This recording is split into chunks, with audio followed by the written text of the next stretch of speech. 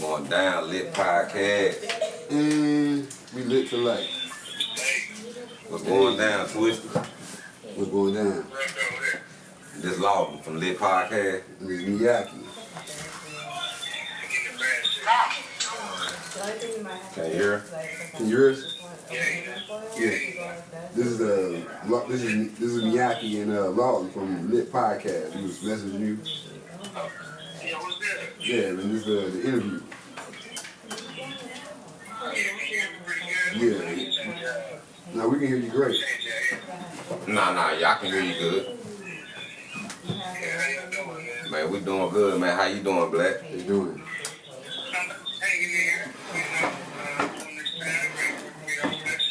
Yeah, man. So you getting out pretty soon, huh?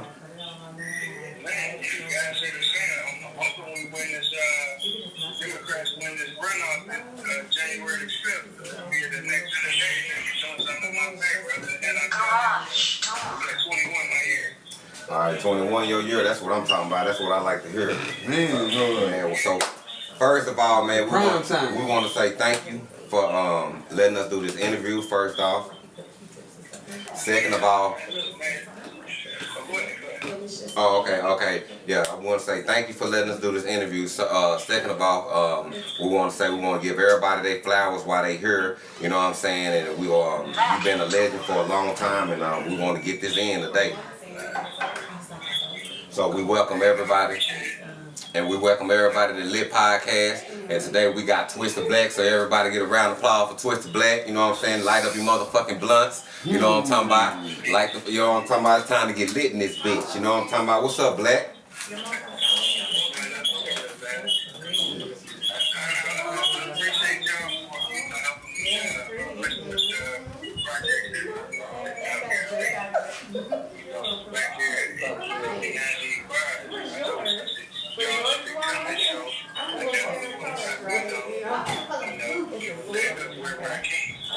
Yeah, we appreciate that. Already. Now for one thing, I'm gonna always be right there. You know what I'm saying? To throw you something back, man. I'm like I say, man, we gonna like I say, support is free, man. You know what I'm saying, on my Mediamatic page. You know what I'm saying? A lot of people don't like to support people out here. You know, so like we trying to change the atmosphere out here, because you know Dallas known for the city of hate. So you know we trying to bring a better light on a situation that's going on in Dallas right now. So how's the family doing?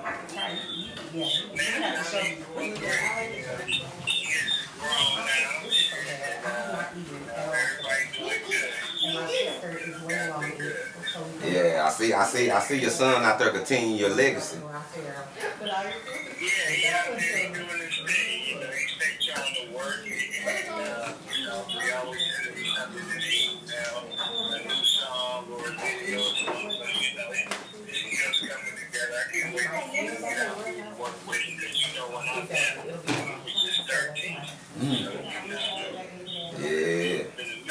Yeah, I know it's been a minute. So let's go back to '95.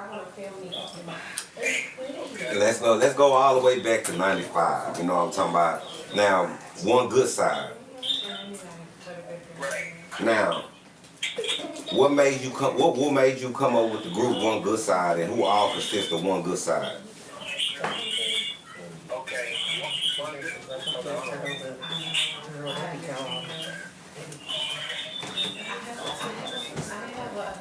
One Good Side was that was just like my cousin. In the beginning, it was just me and him, and then he was Okay.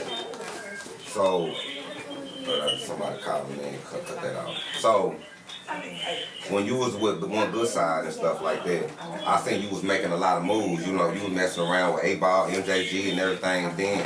Well, like, how was you moving around and touching these people? well, you know, we actually signed we did a deal with Suave House. Oh. Yeah. We did a label deal with Suave House back in 96, 97. And so,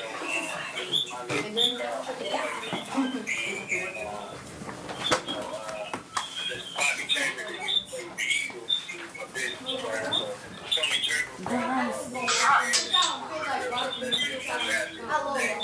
Right on, right on. Yeah, Tony Draper, yeah, he a little bit of my mentor too. I got to mess with him with Hurl over there in BCD out there in Houston. Yeah, that's my guy. So whatever happened to One Good Side? Why the One Good Side split up, or why did you go? What made you go solo? Well, C came, like I said, C came. We did our thing. C was cold. And then I went to prison. I went to state prison. Right. So when I went to state prison, music always been my passion. Right. So, I was, there is no saying I'm not gonna do it. You know what I'm saying? That's what I was born to do. So when I went to state prison, C started doing, other things, so the music kind of got pushed to the wayside a little bit. So when I got back, he wasn't so much into the music. So, I just kept it pushing. That's still one of my good friends to this day. It's just with the music, it was more my passion than it was, his. And Sean, SJ had already, he started his solo thing too. So it just kind of happened like that. Right on. So, so for the people don't know out there, where are you originally from? I was born in Detroit, but I'm originally from Fort Worth. So, Funky Town, Murder Work. There's a difference, I was born in Detroit, but I'm from Fort Worth. Right. I claim both coasts, I love both of them. Nah, ain't nothing wrong with it. You've been stumping in Fort Worth as long as I know. I remember all the way back to Flavor TV and everything. So. Hold up. Yeah, since I was 2 years old. Yeah, already. It's hard to. I just got shitted out in Detroit. Already, that's it. And my family, my dad's family, my mom's family are from Detroit. So, shout out to Detroit, but it's funky town on mine. Okay. So let me ask you this, as you producing all these albums that you made, how many albums you have so far? What you got? Over 8, 9? I say how many albums you came out with so far right now? What you have about 8 or 9? Hold tight, champ. Hold tight.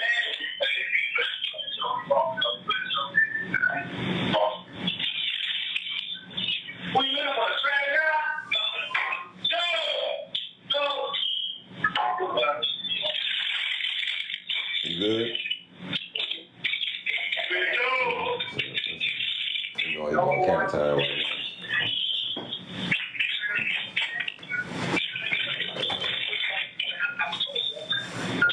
A lot of gone.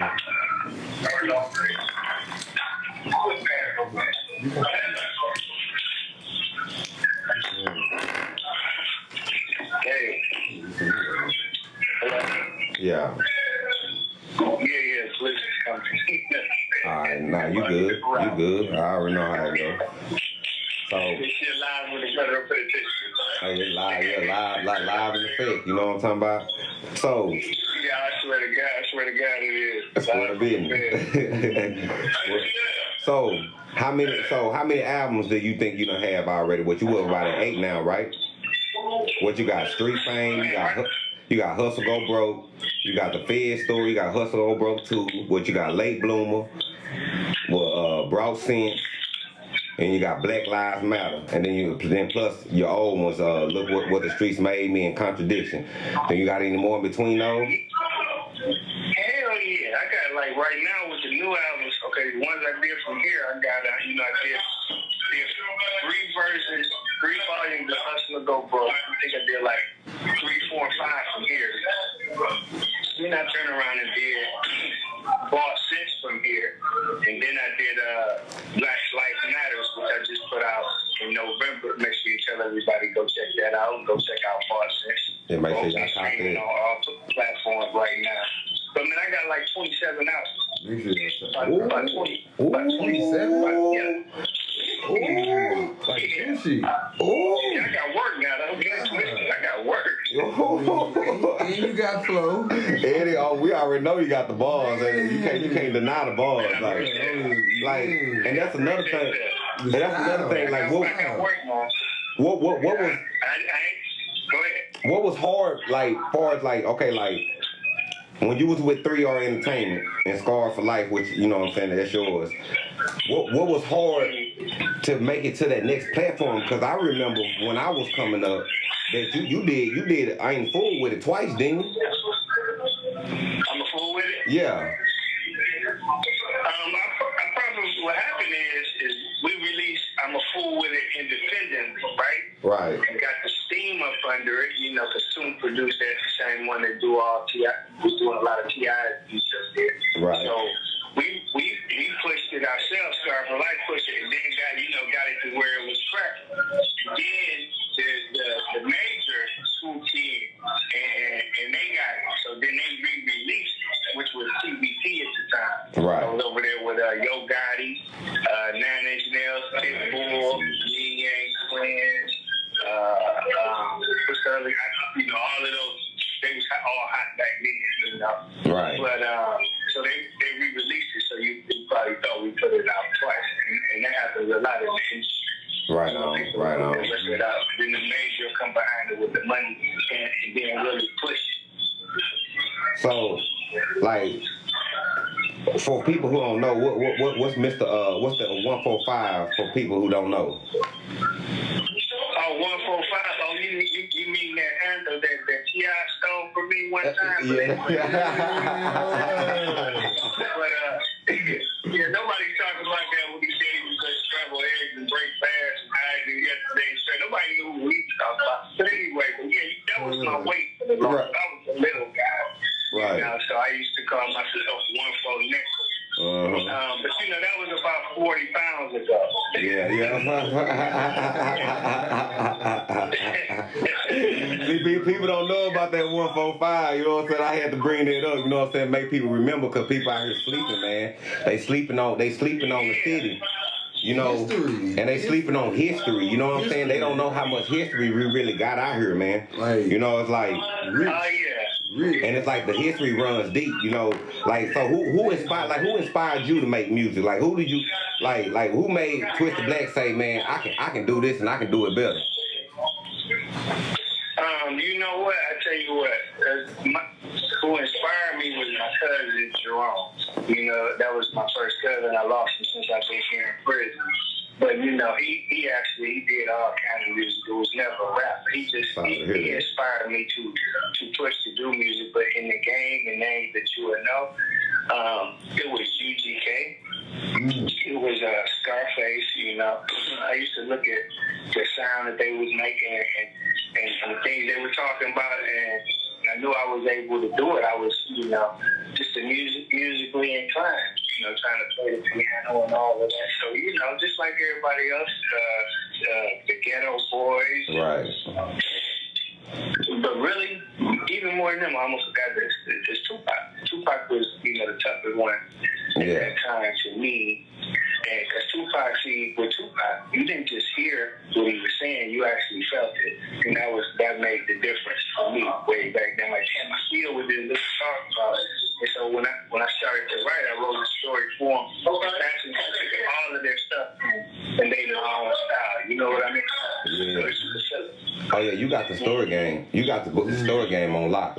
I make my sons listen to your albums to let them know. Say, you need to repeat this. Understand what he's saying. You know what I'm saying? If you want to be out here, understand what he's saying. Listen to him, especially like Secret. Secret. Oh yeah. Oh yeah. When you did Secret, New Boot. Oh man. Yeah, New Boot was a fool too. Like, what made you come up with New Boot? Like, now on some real spirit, what made you come up with New Boot? Well, because going to prison and seeing, see a lot of time when I come up with a song, it's not always me. It's people that you be around. You know what I'm saying? You see other people pain and you feel it because you in some way, shape, form, or fashion you are connected with them. So being in prison and seeing guys who had their sons in the prison, I couldn't even fathom that. You know what I mean? So I just just cooked it up and tried to make the worst case scenario for a father to see his son in prison, and that happened. So for those that don't know, that song is called New. Right. And what about Secrets? So Secrets was so deep, man. Do you know how deep? I mean, I know you wrote it, but still, I don't care. Do you know how deep? Do you know how deep Secrets was? Yeah. Secrets is deep, but listen, a lot of people Secrets was really, a lot of people lost sight of what Secrets was about. It was three different stories. Correct. To pick which one was really the truth. Right. And so, I used to snort cocaine. Right. Nobody knew that I was secretly snorting cocaine, which I didn't care if they knew or not, because I was getting bricks. So it ain't like I had, was running around needing no money to get high shit. I just snort the residue off one of the bricks. Right.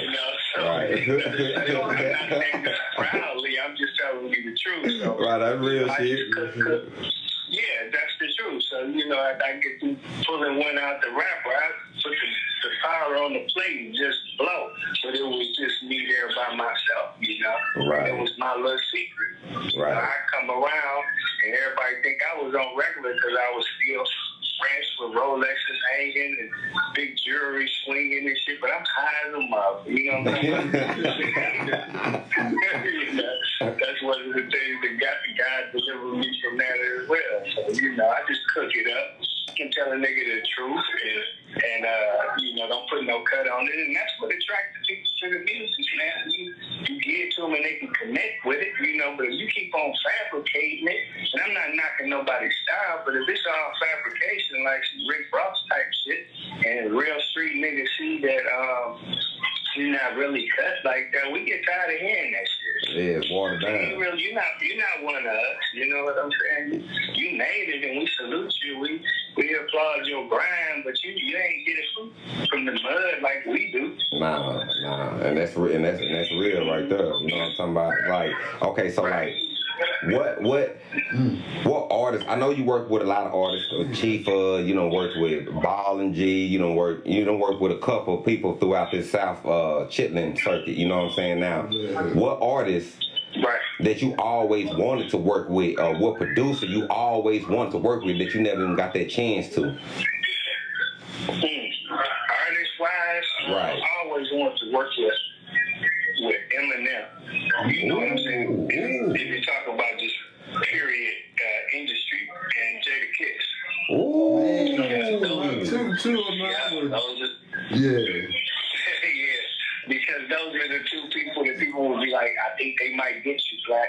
And I'm like, you see, Eminem is a horse of another color, because if you jump in his lane on some abstract rap, he gonna crush you. Right. But if he any two ways jump in my lane, I'ma crush him. You know what I'm saying? Flat out, because he can't talk that slick shit like Twist. Right. But Jadakiss can though. See? Okay. And so with Jada, I know it would be a heavyweight song, and my bars out to give the bar.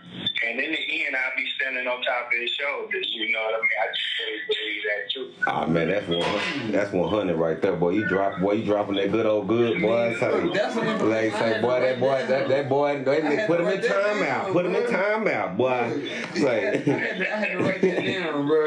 Okay, so now your journey in this music business now, and everybody know that the music business is all about business before it's about talent, correct? So what's the most important part about to you in the music business? The most important what? The most important aspect to the music business to you. What's the most important part? Like your publishing, your masters, All of those are important, equally. But I'm gonna tell you, so this is only my opinion. So one thing about the music business, a lot of people get it twisted. There is, like, you can read those books like How to Learn About the Music Industry, How to Do This and that, and they're very informative. You should read them. But at the end of the day, everybody's journey is gonna be different. Right. And so for me, my philosophy is the strongest. You want to have the strongest alliance, because the strongest alliances always win. It's who you know. Right.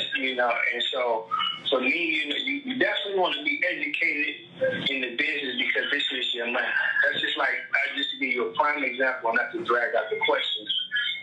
I just got, hip to these jacks, what we call phones. I was just able to really get fluid with this shit in the last couple of years, right? And I learned how to turn the streams into money and the posts into money, basically monetize the music, things that I'm learning this stuff because it's all new, right? So all of that stuff is important.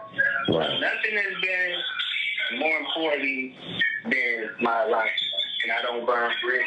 I tell you I'm gonna do it, I'm gonna do it. If I can't do it, I'm gonna tell you. It's not gonna be a man, I forgot to call you and say, man, always keep your alliance is strong because it's who you know. It don't matter how talented you are, how much money you got. You can have a whole bunch of money and can't speak. If you don't know who to pay. That's one thing that the music industry will teach you. Like pay to play. You can have all the money in the world and walk up to the radio station and say, who can I pay to play this record? Like, man, please get out with that. But you know what I'm saying? If you know the right people, then you can spend your money. But you want your alliances to be strong. You remember that and take that with anything that you do. I don't care what it is. If you're selling clothes, jewelry, or whatever industry you're in, you're only as strong as your alliances. Or if it's just war, just like in here in prison. You're only as strong as your alliances. So I'm not in a gang or nothing like that. You know what I mean? I'm from Texas. I'm black, but my alliances with different men give me a certain amount of comfort and protection as well. You dig what I'm saying? Yeah, I dig that. That's just my philosophy. That don't mean that everybody knows for everybody. Somebody else might have a different answer, but yeah, it's that's my answer. So, right along, I know around Black Lives Matter, you know what I'm saying, you always been preaching to everybody. It ain't nothing new. You know what I'm saying? So it ain't nobody should be like, oh, Twisted Black just now talking about, we need to clean up our act. Now, it ain't nothing new. But what do you have to tell before we get out of here to tell the people, because Dallas right now, we Dallas and Fort Worth, we acting up right now. And And I know, like back then we were growing up, we were acting up too. But now is the light, the cameras and everything, the phones, everything is all on us. What kind of words do you have to kind of like, as an OG to kind of guide some of these people into some type of direction? I know you can lead, you can take the horse to the water, but you can't make them drink it. You know what I'm saying? Right. I understand. First, let me correct a lot of people that think I say Black Lives Matter. I'm with the movement. That's cool. Definitely, I'm on my pro-black shit. But my album is called Black Lives Matter. Yeah, Black Lives. I peeped that. We peeped that. We peeped that. Yeah, trust us. We peeped that. Right. That was lyrical in itself. A lot of people think I jumped on some political, Black Lives Matter shit. No, sir. Yeah. But I'm all about my black shit now. But what I would say is, first I want to, send the RIP to Mosley. We lost talented kids. But at the end of the day, and I hope nobody takes this the wrong way, so I'm going to choose my words carefully. These are some talented young men like Mo 3, Trap Boy, Yellow BZ, some of the guys out of, Fort Worth as well. Very talented young bucks. And if they just focus on getting to the money, they gonna get to the money. But when it come down to this, when you start to toe the line with that street shit, man, street shit gonna happen. That's just how it go, baby. Yeah. And he's no exception to the rule. And for anybody that supports Mo 3 and likes him, I'm not saying nothing derogatory. I talked to the young man a couple times, and he was very respectful. We were talking about working on the record, and cool young man. You see what I'm saying? I have nothing bad to say about him. I'm just saying, this goes for anybody. This shit right here, this street shit, you got to make a choice. Either my career or this street shit. Because you can be a street nigga and still have a career, but you got to make career decisions. You see what I'm saying? 2 times. Because if that line gets blurred, homeboy, then 9 times out of 10, somebody's gonna put that heat in your life, or you gonna be putting it in their life either way you gonna fall. On the goal line. 2 times. Like I did. Like all of us did. Like all of us did.